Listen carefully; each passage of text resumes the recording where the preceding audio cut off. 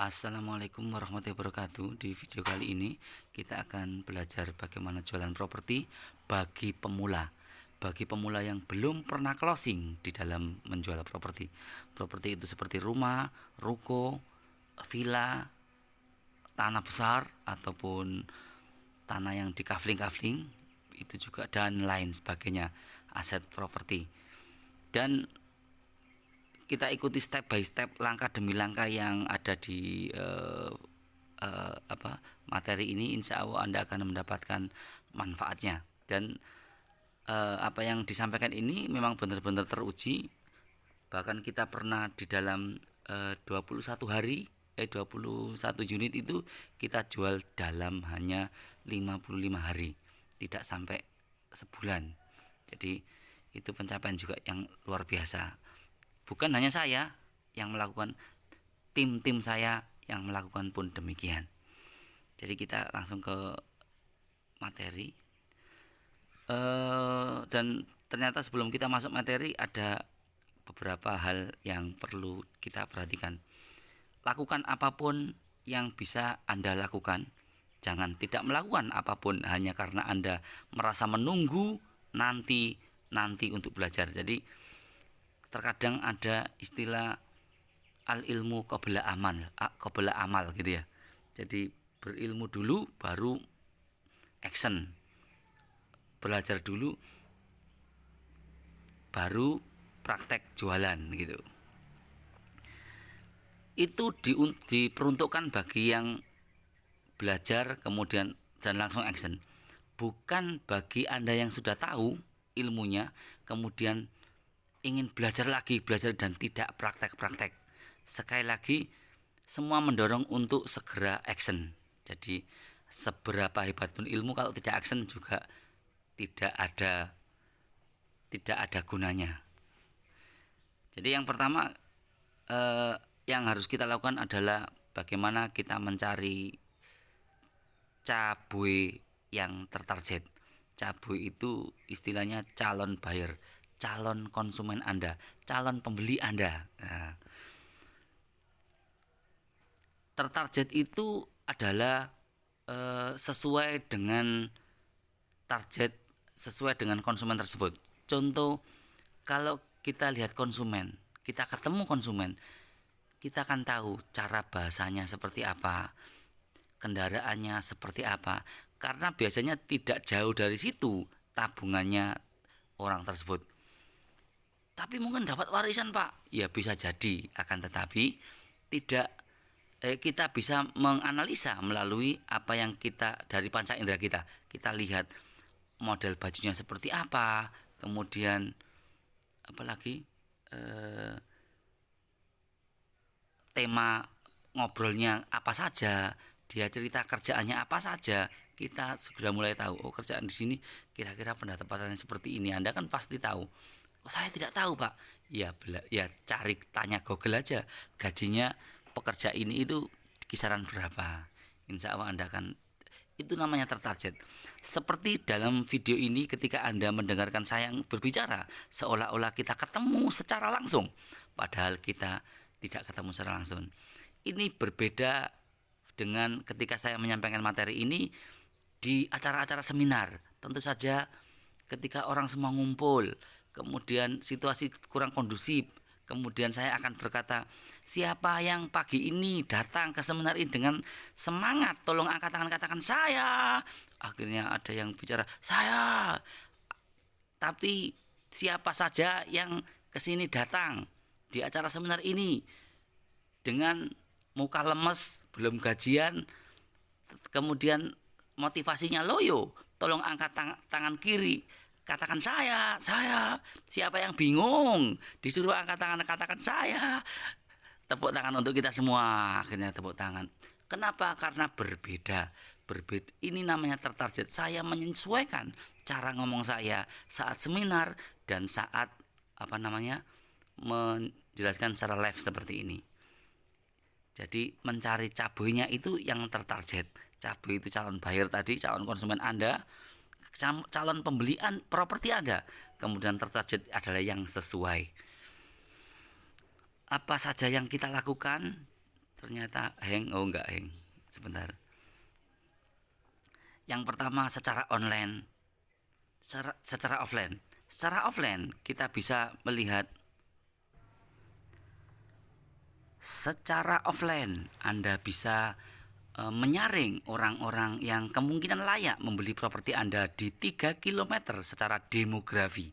Jadi bayangkan di lokasi properti Anda itu 3 km secara memutar, kira-kira desa mana saja atau tempat-tempat apa saja, kantor-kantor apa saja yang perlu Anda datangi secara offline untuk ketemuan dengan mereka.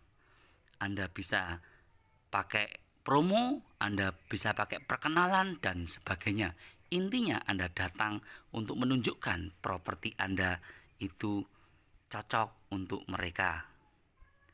Atau Anda juga bisa lihat di keluarga Anda, rank pertama Anda, orang-orang yang kemungkinan perlu memiliki produk properti Anda. Tunjukkan kelebihannya ketika membeli melalui Anda, dan kalau mereka membeli tidak melalui Anda itu apa resikonya.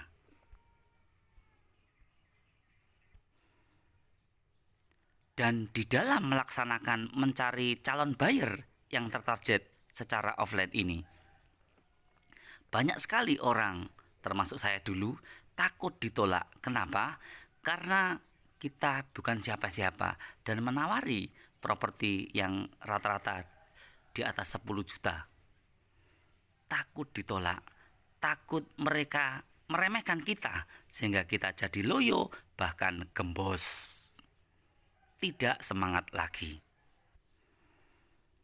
Nah, perlu Anda ketahui bahwa ketakutan Anda itu hanya berupa ketakutan saja, atau ketakutan Anda belum tentu terjadi, maka jangan terlalu takut.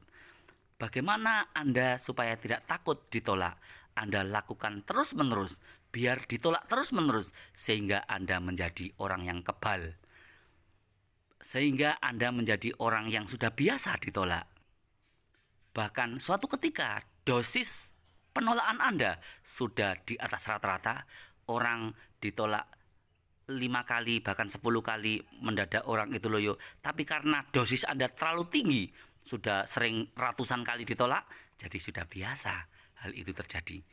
Hal ini penting Anda tetap melakukan terus meskipun Anda ditolak, karena nantinya Anda mencari buyer yang nomor 2 ini secara online pun akan menghadapi offline demikian. Anda ditolak, bisa jadi Anda dimaki-maki atau dinilai negatif karena orang tersebut belum mengenal Anda, atau orang tersebut belum mengenal produk yang Anda tawarkan. Dan yang kedua adalah secara online. Dasarnya online adalah offline yang tadi. Jadi ujung-ujungnya online tadi adalah offline. Karena tidak ada sampai hari ini orang beli properti kemudian melihat iklan Anda ya. Kemudian setelah melihat iklan Anda, orang yang menelpon kemudian, oh ya saya cocok harganya, pas harganya. Kemudian mereka menanyakan nomor rekening Anda atau rekening pemiliknya, kemudian ditransfer, kemudian pembelian beres. Tidak seperti itu.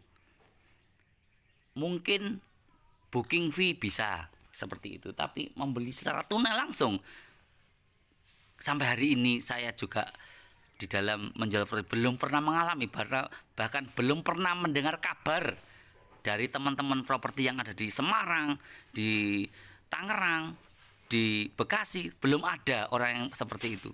Oleh karenanya online hanya merupakan media, kemudian tetap ditarik ke offline untuk melihat lokasinya. Dan jualan properti bagi pemula secara online bisa melalui Facebook. Bisa melalui Facebook itu beragam. Facebook itu ada yang marketplace jual beli yang pernah saya share di video ini. Kemudian ada juga pakai reel, pakai video. Kita menggugah gairah orang-orang yang pengen properti tapi melalui video. Dan tentu saja itu lebih powerful. Dan insya Allah nanti kita akan juga bahas di dalam channel ini. bisa juga jualannya melalui YouTube, kita review produk rumahnya, kemudian kita sampaikan kelebihannya, dan diharapkan orang-orang yang menonton video tersebut memang mempunyai keinginan pengen banget membeli properti yang Anda review. Kemudian di sesi akhir Anda bisa berikan penawaran. Selain itu ya, IG juga bisa, dan online yang lain, bahkan TikTok juga mulai meramaikan sosial media kita. Sekali lagi, jualan online itu secara media, kemudian tetap kita tarik secara offline. Kemudian selanjutnya adalah kita perlu surlog. Konsumen tersebut kita arahkan untuk survei lokasi atau surlog. Dengan kita mengajak buyer atau calon buyer tadi, caboy tadi, untuk survei lokasi, kita mulai sedikit memahami bahwa konsumen tersebut kemungkinan ada potensi untuk beli. Karena jangan sampai Anda terperdaya ketika orang nanya di WA harganya berapa, kemudian lokasinya di mana. Ketika Anda tanya kira-kira kapan, kira-kira suka rencana tunai atau kredit, orang yang jawab tunai, mendadak Anda bahagia, alhamdulillah. Tapi Anda tidak arahkan untuk survei, kemungkinan orang tersebut adalah pemberi harapan palsu atau hanya PHP doang. Jadi survei lokasi itu akan menyaring konsumen yang memiliki presentasi potensi membeli properti lebih tinggi ketimbang hanya WA saja atau nelpon saja. Orang yang datang ke lokasi saja belum tentu beli, apalagi orang yang hanya WA saja.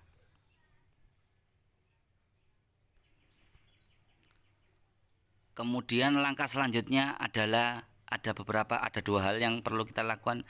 Gali atau timbulkan masalah caboy tersebut sehingga caboy tersebut merasa sadar kebutuhan akan produk properti Anda. Saat ketemu buyer, lakukan dua hal ini. Ngobrol-ngobrol kesana kemari ya, ngobrol santai, itu tetap mengarah kepada dua hal ini, yaitu cari tahu masalah mereka apa, atau gali, timbulkan.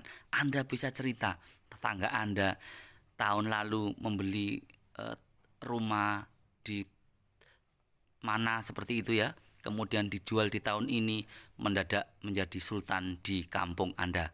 Atau tetangga Anda mengkoleksi kendaraan, kemudian di beberapa tahun yang akan datang kemudian dijual lagi dan harganya turun dan lain sebagainya. Cerita-cerita tersebut bisa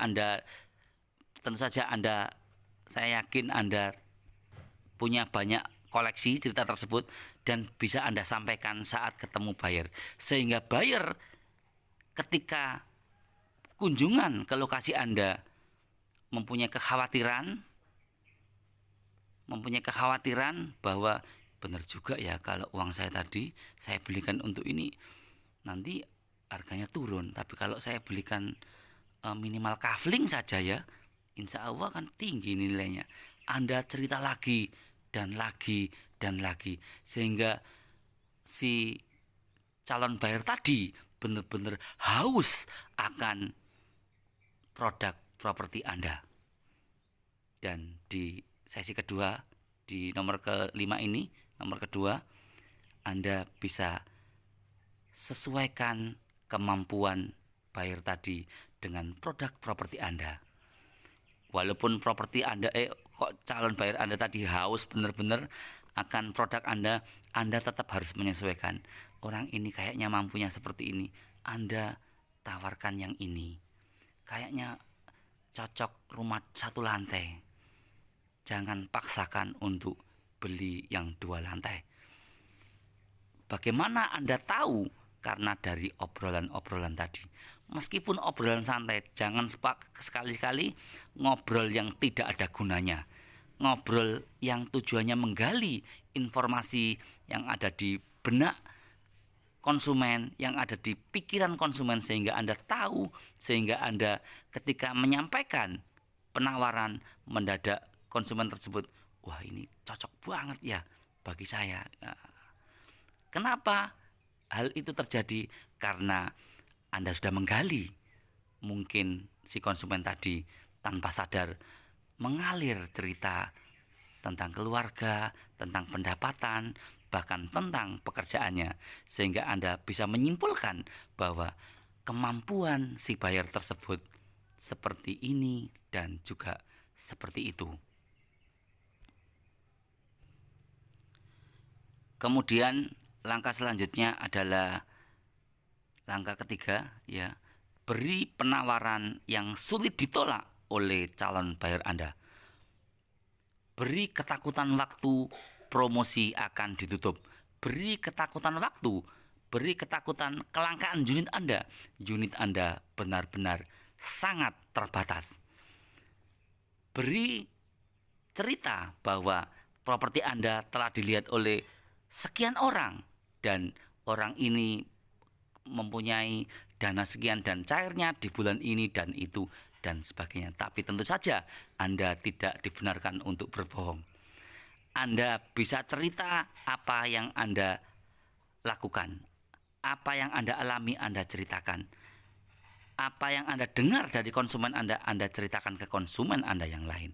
Sehingga konsumen tadi benar-benar sulit untuk menolak produk properti Anda. Kemudian yang selanjutnya yang kemudian ternyata tidak tertulis di sini adalah bantu mereka untuk mendapatkan properti Anda. Contohnya ketika mereka datang ke lokasi, kemudian survei lokasi, mereka merasa tertarik, kemudian sebetulnya sudah siap bayar, akan tetapi depositonya baru cair di 2 bulan yang akan datang. Anda bisa menggaitnya dengan tanda jadi atau tanda minat atau sebatas kayak surat permohonan seperti itu dengan disertai tanda jadi atau bayar 5 juta atau berapa juta seperti itu, sehingga ada keterikatan dan di dalam 2 bulan nanti tinggal tanda tangan di notaris sekaligus pembayaran. Intinya Anda akan closing jika Anda memberi solusi terhadap kesulitan konsumen untuk melaksanakan cara bayar. Beri cara bayar semudah atau seperti kemampuan calon buyer tersebut. Maka selanjutnya adalah lakukan hal tersebut dengan konsisten minimal 7 hari. Anda akan mendapatkan manfaatnya. Anda akan merasa mendapatkan manfaat setelah beriklan 7 hari, kemudian di 7 hari yang akan datang Anda akan selalu saja ada orang yang WA nanya ini, nanya itu bisa ndak dikredit, itu bisa ndak DP-nya dicicil, itu kira-kira angsurannya fluktuatif atau suatu ketika naik ataupun bisa turun atau angsurannya tetap dan lain sebagainya. Apakah sertifikatnya SHM dan lain sebagainya. Sekali lagi, pertanyaan itu akan muncul terus dan akan berulang-ulang terus. Maka Anda harus sabar untuk menghadapi pertanyaan yang itu-itu saja dari calon buyer setelah Anda beriklan. Kemudian di 7 hari yang selanjutnya ketika Anda mendapatkan banyak WA seperti itu ataupun banyak telepon atau ya, kemudian Anda ada orang tersebut Anda ajak untuk survei lokasi dan kemudian Anda ditolak, tidak apa-apa, biasa. Lakukan terus-menerus, Anda akan ketemu orang yang benar-benar serius.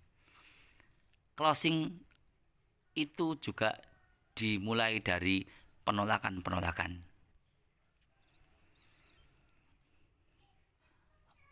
pengulangan atau repetition pengulangan tadi. Sekali lagi, yang pertama kita cari database yang tertarget, kemudian kita arahkan untuk survei lokasi atau ketemuan kita harus fleksibel. Kalau orangnya memang lokasinya jauh, akan tetapi Anda memberikan akan tetapi orang tersebut belum bisa ke lokasi, Anda bisa ajak ketemuan yang mudah bagi konsumen, yang mudah lokasinya, mudah waktunya, dan sebagainya. Intinya orang tersebut bisa ketemu Anda.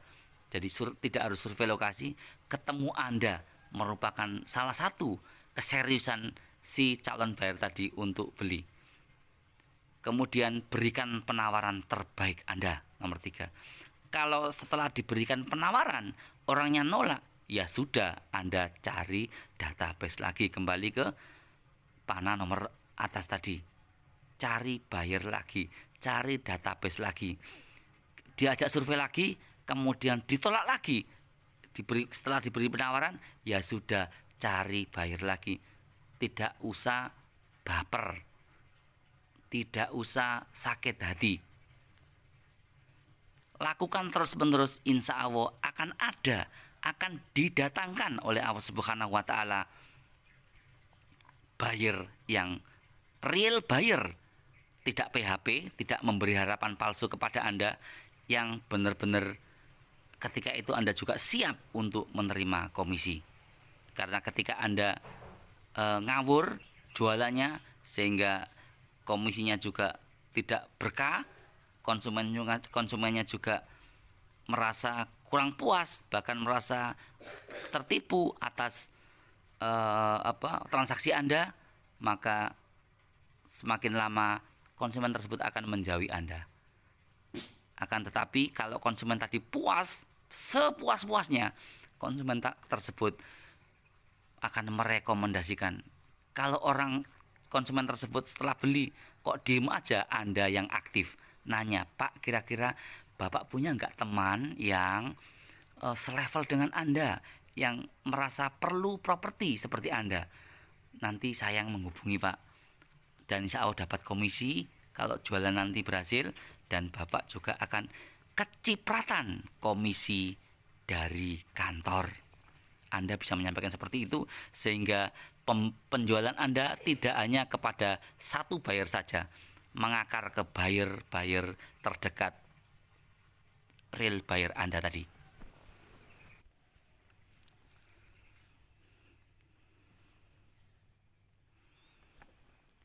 Tidak ada kata gagal dalam menjual.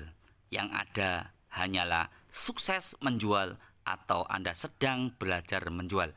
Ketika Anda ditolak, yakinkan dalam diri Anda. Tutup kedua mata Anda, kemudian ngomong kepada diri Anda sendiri. Ucapkan berlahan-lahan. Tidak ada kata gagal dalam menjual. Yang ada hanyalah sukses menjual atau sedang belajar menjual. Kalau Anda belum berhasil menjual properti kepada konsumen Anda itu tidak gagal. Anda sedang belajar. Camkan itu baik-baik. Setiap hari ucapkan seperti itu. Mendadak Anda akan semangat meskipun musimnya musim loyo. Karena di dalam properti ini banyak sekali penolakan. Anda menawarkan 10 orang, bisa jadi satu saja yang interest saja, belum tentu beli. Kemudian dari interest tersebut lama baru beli ataupun tidak jadi beli. Sekali lagi banyak penolakannya, maka di sesi terakhir dalam materi ini saya sering selipkan motivasi-motivasi yang telah saya alami sendiri. Termasuk hal ini, closing besar dimulai dari closing kecil. Anda lakukan secara step by step, langkah demi langkah tadi. Sukseskan langkah demi langkah tadi, maka sukses besar jualan insya Allah akan tercapai. Dan di dalam hidup ini, termasuk di dalam menjual, tidak ada yang instan. Bahkan kalau Anda membuat mie instan, itu tidak benar-benar instan. Anda harus memasak air dulu, kemudian membuka bungkus mie instan, kemudian menaburi bumbunya, dan kemudian Anda menyajikannya, baru Anda makan. Jadi mie instan pun tidak benar-benar instan sebetulnya.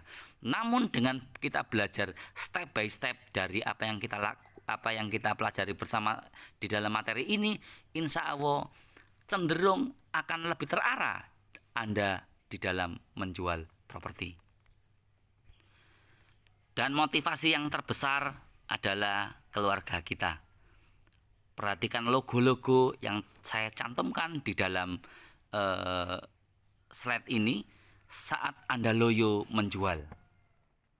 Saat Anda loyo menjual, ingatlah keluarga Anda di rumah sedang menunggu keberhasilan jualan properti Anda. Anda mendadak ingat anak-anak Anda. Anda mengingat istri Anda, dan kemudian Anda kembali semangat. Kemampuan Anda bisa dipelajari, skill Anda bisa dilatih, namun keinginan untuk sukses jualan properti harus timbul dari diri Anda sendiri. Sekali lagi, Anda belajar kepada siapapun diharuskan. Anda belajar melalui video ini atau mentor yang lain diperbolehkan, karena memang Anda harus belajar sebanyak-banyaknya. Namun keinginan untuk sukses harus benar-benar timbul dari diri sendiri. Karena saya pernah ketemu dengan orang yang sulit sekali untuk memiliki keinginan. Ketika diberitahu caranya, wah, belum tentu cara itu berhasil. Diberitahu konsumen tersebut kayaknya setelah dapat warisan mau beli rumah. Kemarin cerita saya, wah, gua angel wong model kayak gitu itu. Sehingga nolak terus, sehingga tidak ada keinginan. Saya menyimpulkan orang tersebut tidak ada keinginan. Padahal kalau orang tersebut memang tidak bisa cara ngomong, orang tersebut bisa belajar. Orang tersebut tidak bisa mengajak konsumen untuk survei lokasi, ada caranya, Anda belajar. Orang tersebut tidak bisa beriklan, belajar. Tapi kalau orang tersebut memang tidak memiliki motivasi dari diri sendiri, tidak memiliki keinginan dari diri sendiri, itu sangat sulit sekali. Untuk itu, dalam closing statement di materi ini adalah timbulkanlah keinginan untuk sukses dari diri Anda sendiri dulu. Baru kalau merasa tidak mampu di dalam melakukan iklan, Anda belajar. Di dalam handle konsumen, saat ketemu memberikan penawaran tidak bisa, memberikan ngomong kepada konsumen kurang percaya diri, Anda bisa melatih diri Anda berulang kali sehingga Anda benar-benar bisa lancar di dalam memberikan penawaran. Terima kasih, semoga video ini benar-benar memberi manfaat kepada Anda dan kepada kita semua. Semoga bermanfaat, dan wassalamualaikum warahmatullahi wabarakatuh.